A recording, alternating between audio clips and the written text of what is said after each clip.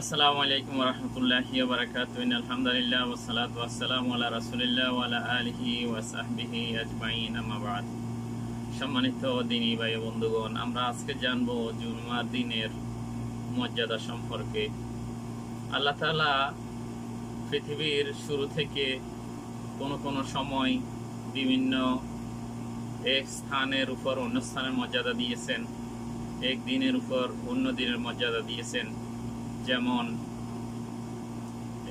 কিছু মাসের উপরে অন্য মাসকে মর্যাদা দিয়েছেন, যেমন রমজান মাসকে অন্য মাসের উপরে মর্যাদা দিয়েছেন। তেমনিভাবে অন্য দিনের উপরে আরাফাতের দিন, দুই ঈদের দিন এবং জুমার দিনকে অন্য দিনসমূহের থেকে উচ্চ মর্যাদা দিয়েছেন। বিভিন্ন হাদিসসমূহে জুমার দিনে রয়েছে বিশেষ বৈশিষ্ট্য এবং তন্মধ্যে কিছু নিম্ন উল্লেখ করা হলো। আজকে আমরা জানবো জুমার দিনের বিশেষ ফজিলত ও আমল। নম্বর 1, জুমার দিন অন্য দিনের সেরা। এ সম্পর্কে মহান আল্লাহর রাসূল সাল্লাল্লাহু আলাইহি ওয়াসাল্লাম বলেছেন, নিঃসন্দেহে জুমার দিন অন্য দিনের চেয়ে আল্লাহর নিকট সর্বোত্তম। আল্লাহর নিকট তা ঈদুল আযহা ও ঈদুল ফিতরের দিনের চেয়ে উত্তম। ইবনে মাজাহ। তাহলে ঈদুল আযহা এবং ঈদুল ফিতরের চেয়েও আমাদের এই জুমার দিনটা অতি উত্তম। কেন?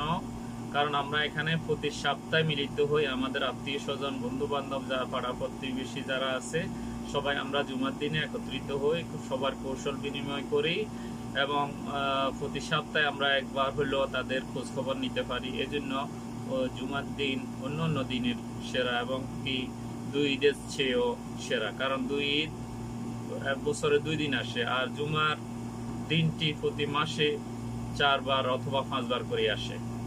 রাসূল সাল্লাল্লাহু আলাইহি ওয়াসাল্লাম আরো বলেছেন এই সম্পর্কে, যে সকল দিনে সূর্য উদিত হয় তার মধ্যে সর্বোত্তম দিন হলো জুমার দিন। আর সেই দিনে আদম আলাইহিস সালামকে জান্নাতে প্রবেশ করানো হয়েছে, সেই দিনে তাকে সৃষ্টি করা হয়েছে এবং সেই জুমার দিনে তাকে জান্নাত থেকে বের করা হয়েছে। সহিহ মুসলিম। তাহলে জুমার দিনের অনেক গুরুত্ব রয়েছে। এই দিনে আদম আলাইহিস সালামকে সৃষ্টি করেছেন, এই দিনে তাকে জান্নাতে প্রবেশ করিয়েছেন, আবার এই দিনে তাকে জান্নাত থেকে বের করেছেন। আল্লাহ তাআলা আমাদেরকে জুমার দিনের ফজিলত এবং আমল জেনে পরিপূর্ণভাবে আদায় করার তৌফিক দান করুন। আমিন। আসসালামু আলাইকুম ওয়া রাহমাতুল্লাহি ওয়া বারাকাতুহু।